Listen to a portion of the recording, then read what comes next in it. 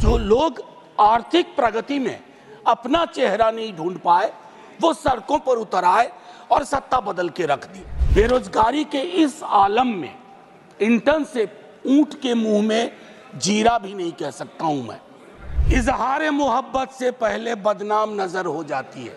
मैं दिल में इरादा करता हूं दुनिया को खबर हो जाती है। माननीय वाइस चेयरमैन साहब, आपका बहुत बहुत शुक्रिया। आज आपको 5 मिनट है 3 के बजाय। सर, आप मुझे पता है 5 मिनट है, थोड़ा अप्रोप्रिएशन आपसे 1 आध मिनट का कर लूंगा। अप्रोप्रिएशन बिल पे माननीय वाइस चेयरमैन साहब, अब क्या कहूं, आदत से भी लाचार हूं। वित्त मंत्री साहिबा है नहीं, शायद एमओएस वित्त मंत्री होंगे।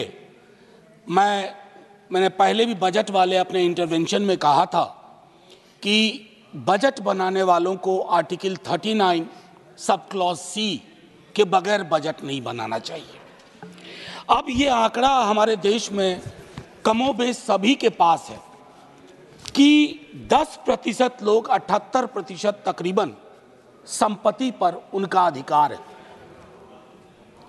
क्या हमारे देश में प्रियम्बल के मद्देनजर ये व्यवस्था नहीं हो सकती कि 1% सुपर रिच को टैक्स करने का प्रावधान करें ताकि हमारी बाकी नीतियां सुचारू रूप से चल पाए। हमारी प्राथमिकताओं में जो समूह है उसके लिए हम काम कर पाए। मेरी दूसरी गुजारिश आपके माध्यम से होगी कि पूरे देश में एक ललक है, एक आग्रह है जातिगत जनगणना के लिए, जिसके माध्यम से हमें यह पता चलेगा कि कौन कहां खड़ा है या कौन कहां बैठा हुआ है। फिर हमारा बजट प्रभावी होगा, क्योंकि हाल के दिनों में हमने देखा है अपने पड़ोस के एक देश में लोग बाकी कारकों के अलावा जो लोग आर्थिक प्रगति में अपना चेहरा नहीं ढूंढ पाए वो सड़कों पर उतर आए और सत्ता बदल के रख दी। मैं समझता हूं हम लोगों को प्रिवेंटिव स्टेप्स लेना चाहिए। कृषि और कृषि कल्याण के संदर्भ में मैंने बजट में जो बातें कही उसके बरक्स में कहूं, छोटी जोत का किसान और भूमिहीन मजदूर वो हमारी प्राथमिकता में आए और उसके लिए सच्चे सरोकार से हमारी कोशिश हो। इंटर्नशिप की व्यवस्था की गई है। बेरोजगारी के इस आलम में इंटर्न से ऊंट के मुंह में जीरा भी नहीं कह सकता हूं मैंने पहले भी कहा था 5,000 रुपए की इंटर्नशिप प्रति मास मतलब होता है 166 रुपए 66 पैसे प्रतिदिन। ये न्यूनतम मजदूरी से कहां ऊपर है कहां नीचे है, इसका आकलन होना चाहिए। मनरेगा को लेकर के दृष्टिकोण साफ होना चाहिए। मेरे कलीग दिग्विजय जी भी बोल चुके हैं 86,000 करोड़ आपका ये रिवाइज्ड एस्टीमेट से भी कम है। और इससे 3 तरह की चीजें होंगी। मांग पर असर होगा, अच्छे एसेट्स का निर्माण नहीं होगा, पेमेंट डिले होगा। इसको रिविजिट करने की आवश्यकता है। लेबर अनएम्प्लॉयमेंट में आप एलोकेशन देख लीजिए। मैं जानता हूं संगठित क्षेत्र में एम्प्लॉयमेंट का सिचुएशन सैचुरेशन पे है सर, मशीनीकरण हुआ है, लेकिन असंगठित क्षेत्र में समायोजन की अभूतपूर्व क्षमता है।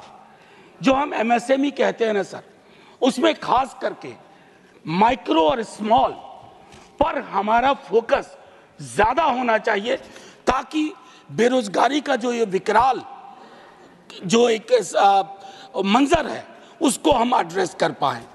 सर, आज से कुछ बरस पूर्व ले जाऊंगा। आज जब मैं आपके समक्ष आ रहा था सदन के लिए, हमारे घर पे कूली बंधुओं का एक समूह आया। उन्होंने अपनी एक मांग रखी सर। एक कुली नाम की फिल्म देखी होगी आपने भी, क्योंकि हमारी आपकी उम्र में कोई खास फर्क है नहीं, हम सब उस फिल्म को कई बार देखे। वो जो कुली की संकल्पना थी, आज उनकी हालत क्या है सर। सुविधा के लिए बैटरी रिक्शा आ गई है, मानता हूं, एस्केलेटर लग गए हैं, सुविधा बढ़ी, मानता हूं, लेकिन सर उन कुलियों का तकरीबन 20,000 कुली है। लालू जी ने ग्रुप डी में उनके समायोजन की व्यवस्था की थी। मैं चाहता हूं कि रेलवे के किसी महकमे में आप इन 20,000 लोगों के समायोजन की क्योंकि ये सारी दुनिया का बोझ उठाते रहे हैं सर। मैंने कहा था 1 मिनट एप्रोप्रिएट करने की कोशिश करूंगा। बजट एलोकेशन यूजीसी का अगर हम देखें तो वो गंभीर विषय है सर। हायर एजुकेशन के लिए जो नज़रिया होना चाहिए उसमें मुझे कमी दिखती है। प्राइवेटाइजेशन से शिकायत अभी नहीं कर रहा हूं, लेकिन पूरी की पूरी हायर एजुकेशन का अगर आप पिरामिड देखें वो पिरामिड फ्लॉड है। उसको आपको बदलने के लिए मैं समझता हूं काफी कुछ करना होगा, इंक्लूडिंग रिसोर्स एलोकेशन। चूंकि ये कश्मीर पर भी है एप्रोप्रिएशन का मामला, तो मैं आपसे एक बात बस कह के खत्म करूंगा। फाइनेंस मिनिस्ट्री ने 20% कट किया है इंपोर्ट ड्यूटी में वॉलनट और एप्पल में। लोअर प्राइस के कारण कश्मीर के कृषकों की समस्या अब समझिए। उसके अलावा जो स्लैशिंग ऑफ इंपोर्ट ड्यूटी है 70 से 50%, वो वॉशिंगटन एप्पल पे, यानी कि वॉशिंगटन का सेब, उससे कश्मीरी सेब उत्पादकों पे कितना फर्क पड़ा है ये फाइनेंस मिनिस्ट्री को समझना चाहिए।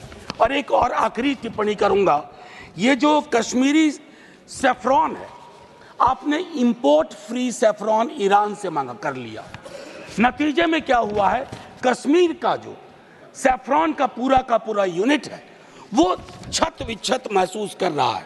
तो माननीय उपसभापति महोदय, मैं सिर्फ इतना कह के अपनी बात खत्म करूंगा कि ये सब रिचुअल न बन जाए कि अप्रोप्रिएशन पे बात होनी है, कल फाइनेंस पे बात होगी, बजट पे बात हुई है।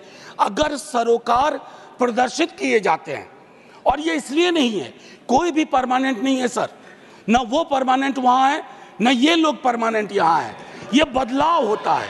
लेकिन सामूहिक सरोकार, बुरा मत मानिए ना मनोज जी, मेरी दिक्कत क्या है माननीय उपसभापति महोदय, इजहार मोहब्बत से पहले बदनाम नजर हो जाती है। मैं दिल में इरादा करता हूं, दुनिया को खबर हो जाती है।